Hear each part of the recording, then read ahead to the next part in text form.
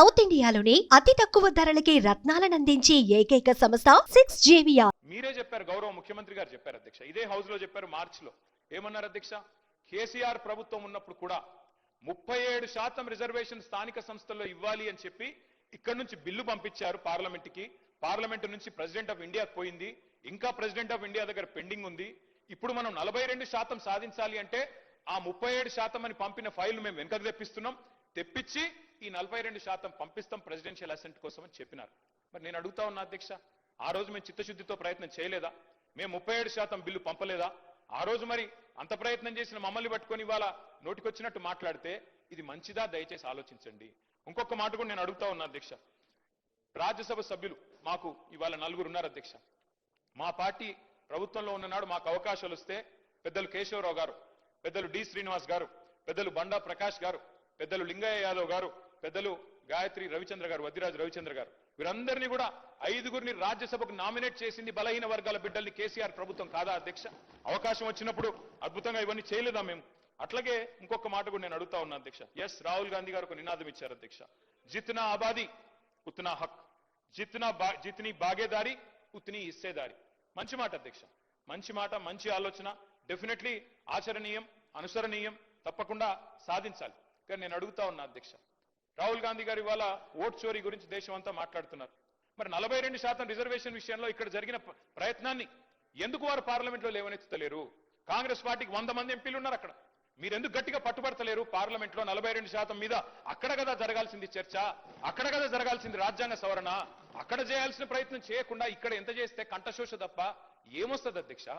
Ultimate గా చేయాల్సిన చోట చేయాల్సిన కాడ ప్రయత్నం చేయకుండా ఇక్కడ ఉండే మన బీసీ బిడ్డల్ని మభ్యపెట్టడానికో రేపు స్థానిక సంస్థల ఎన్నికల్లో కొంత ప్రయోజనం పొందడానికో ప్రయత్నం చేసినా ఇవాళ మేధావులు, జస్టిస్ ఈశ్వరయ్య గౌడ్ లాంటి మేధావులు, మన మాజీ రిటైర్డ్ అధికారి చిరంజీవులు గారు లాంటి మేధావులు అందరూ కూడా మాట్లాడుతున్నారు. బలహీన వర్గాల బిడ్డలు బయట వేదికల్లో మాట్లాడుతున్నారు, రాజ్యాంగ సవరణ చేయాలని చెప్పి కోరుతా ఉన్నారు. అధ్యక్ష, డిక్లరేషన్ ఒక్కటే సరిపోదు, డెడికేషన్ కూడా ఉండాలి అధ్యక్ష. డెడికేషన్ ఉంటే తప్పకుండా ప్రజలు హర్షిస్తారు, స్వాగతిస్తారు. మిమ్మల్ని నేను కోరుతా ఉన్నా అధ్యక్ష, మీరు చేసినారు ప్రయత్నం, ఒక హౌస్ హోల్డ్ సర్వే చేసినారు మీరు, దాని పేరు సిఈపిసి ఏదో పెట్టినారు. మాట్లాడితే మమ్మల్ని అంటారు కేసీఆర్ పాల్గొనలే, కేటీఆర్ పాల్గొనలే, హరీష్ రావు.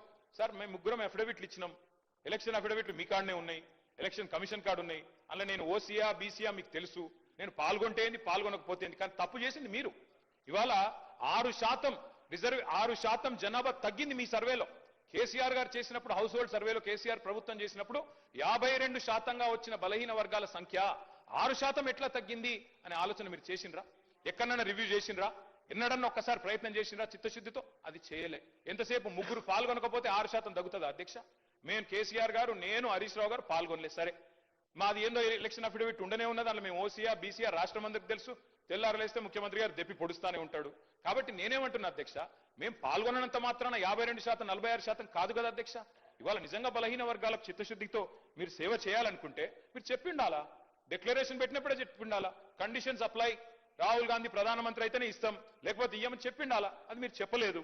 ఇవాళ మీరు మమ్మల్ని అంటా ఉన్నారు. ఇంకొక మాట నేను అడుగుతా ఉన్నా, మా పొన్నం ప్రభాకర్ అన్న అంటే మాకు గౌరవం, వారు నిజంగా కూడా తప్పకుండా ఉద్యమంలో పాల్గొన్న వ్యక్తి. ఆనాడు పార్లమెంట్లో చట్టంలో కేసీఆర్ గారు స్వయంగా చెప్పారు, మేము చెప్పడం కాదు అధ్యక్ష, కరీంనగర్ లో మీటింగ్ పెట్టి మరీ చెప్పారు, బ్రహ్మాండంగా కొట్లాడుతున్నాడు మా పొన్నం ప్రభాకర్ అన్న పార్లమెంట్ సభ్యుడిగా అని చెప్పారు అధ్యక్ష. We stand by that. మీరంటే గౌరవం ఉంది, వారిని నేను కోరుతా ఉన్నా అధ్యక్ష, వారు చెప్పాలి. ఇవాళ మీరు ఆలోచన చేయండి, బీసీ సబ్ ప్లాన్ అని చెప్పారు, తేవట్లేదు సార్, పెట్టండి, రేపు ఎల్లుండి హౌస్ పెడతారా, ఇంకో నిమజ్జనం తర్వాత పెడతారా మీ ఇష్టం, కానీ బీసీ సబ్ ప్లాన్ చట్టం తెండి. ఎందుకంటే ఒక పదవులతోనే రాజకీయంగా అవకాశాలు ఇవ్వడంతోనే న్యాయం జరగదు, సామాజిక న్యాయం, ఆర్థికంగా రాజకీయంగా అవకాశాలు రావాలి అంటే ప్రభాకర్ సార్, గౌరవ సభ్యులు చెప్పినట్టుగా బీసీ సబ్ ప్లాన్ కి సంబంధించి పార్టీ పరంగా, ప్రభుత్వ పరంగా సభాపతి నిర్ణయం చేయడం ఒక రోజు తప్పకుండా చర్చ జరగాల్సిన అవసరం నేను కూడా కోరుకుంటా ఉన్నా. కానీ ఇవాళ నేను మళ్ళీ ఇంతకుముందు కూడా అంటే వారికి సభలో ఎక్కువ అనుభవం ఉంది, మంత్రిగా చేసినారు, ప్రభుత్వంలో చాలా కీలక పాత్ర ఉంది కాబట్టి ఇంకా ఏదైనా లోపాలున్నా ఇంకేమైనా ఉంటే సరి చేసుకునే విధంగా మీరు సలహా సూచనలు చెప్పండి. కానీ సభ అభిప్రాయం ఏకగ్రీవంగానే ముందు నుంచి అదే విజ్ఞప్తి చేస్తున్నా, మొదటి నుంచి కూడా అదే మాట మాట్లాడుతున్నా. ఈరోజు ఇప్పుడు ఎంఐఎం వాళ్ళు మాట్లాడినారు, మేము ఈ బిల్లును ఏకగ్రీవంగా పూర్తి మద్దతును ప్రకటిస్తామని ప్రకటించి మిగతా అంశాల మీద చర్చ జరగాలని ప్రభుత్వాన్ని కోరి దాని మీద చర్చ చేస్తాం.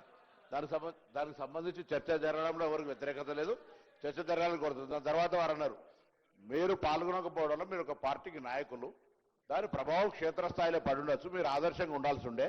దానికి సంబంధించినటువంటి అఫిడవిట్లను తీసుకొని రాసుకునేటువంటి విధానంగా ప్రభుత్వం అవలంబించలేదు.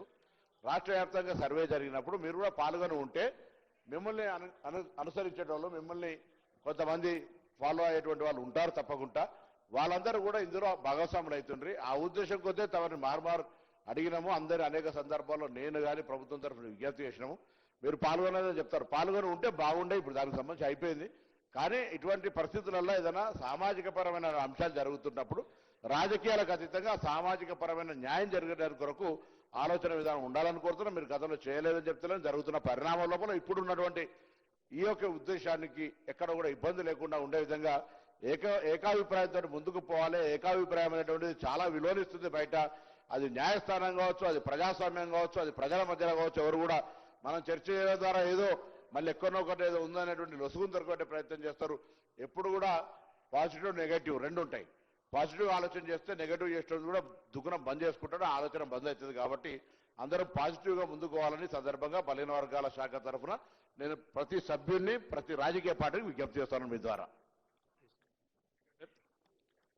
మంత్రి గారు చెప్పిందంతా నేను సంపూర్ణంగా ఏకీభవిస్తున్నాను సార్. చట్టాలు మనం సరిగ్గా చేస్తే లొసుగులు లేకుండా చేస్తే ఏ న్యాయ వ్యవస్థ కూడా అడ్డు రాదు సార్. నేను చెప్పేది అదే, మొదటి నుంచి చెప్తుంది అదే. చట్టం సరిగ్గా చేయండి, శాస్త్రీయంగా చేయండి. మా కమలాకరణ చెప్పింది కూడా అదే. శాస్త్రీయంగా చేయండి, అధ్యయనం చేయండి, ప్రాసెస్ ఫాలో కండి. అప్పుడు ఏ జ్యుడిషియల్ రివ్యూలో కూడా మనకేం ఇబ్బంది రాదు. ఆటోమేటిక్గా మేము అనుకున్న లక్ష్యం నెరవేరుతుంది. రెండోది సార్, నేను దయచేసి మంత్రి గారిని కోరుతా ఉన్నాను. మేమందరం కూడా మా పార్టీ అంతా కూడా ఆదర్శంగా తీసుకునేది పెద్దలు, మా తెలంగాణ సిద్ధాంతకర్తగా మేము భావించేది ప్రొఫెసర్ జయశంకర్ గారు. జయశంకర్ గారు ఎప్పుడు ఒక మాట చెప్తా ఉండేది అధ్యక్ష, మనకి భావ సారూప్యత లేకపోవచ్చు, కానీ ధ్యేయ సారూప్యత ఉండాలి. అంటే తాత్కాలికంగా మనం ఐడియాల విషయంలో విభేదించవచ్చు, కానీ అల్టిమేట్ గోల్ విషయంలో మనకు సారూప్యత ఉండాలి. అది ఉంది. 42% రిజర్వేషన్ ఇవ్వాలన్న విషయంలో yes, we are sincerely supporting the bill, we are 100% we are standing by the government. కానీ తాత్కాలికంగా మేము ఎట్లా చేస్తే బాగుంటుందో చెప్పే ప్రయత్నం చేస్తున్నాము. సుమన్ టీవీలో మీ పర్సనల్ అండ్ బిజినెస్ ప్రమోషన్స్ కోసం కింది నెంబర్కి కాంటాక్ట్ చేయండి. డ్రగ్స్, గంజాయి లాంటి చెడు వ్యసనాలకు దూరంగా ఉండండి. తాత్కాలిక ఆనందం కోసం జీవితాలని నాశనం చేసుకోవద్దు. డ్రగ్స్ విక్రయాలు, దందాలు నిర్వహిస్తే 1800-599-6969 టోల్ ఫ్రీ నంబర్ కి కాల్ చేయండి. డ్రగ్స్, గంజాయిని నిర్మూలిద్దాం, భవిష్యత్తును కాపాడదాం.